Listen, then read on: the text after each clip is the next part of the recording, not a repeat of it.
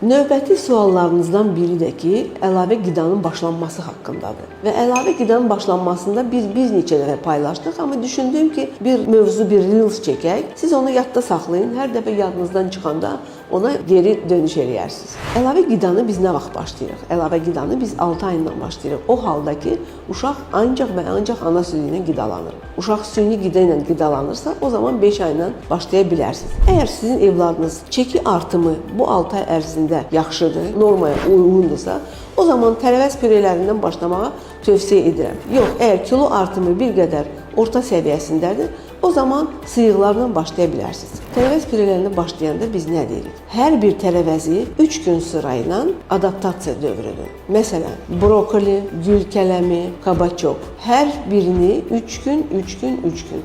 Daha sonra mix şəklində istifadə edə bilərsiniz. Sıyıqlara gələndə isə sıyıqlar südsüz olmalıdır, suda olmalıdır. Firma olaraq heç bir aidiyyəti yoxdur. Amma mənim sizə bir pediatr tövsiyəm kimi ilk əlavə qidanı siz özünüz bişirəsiniz.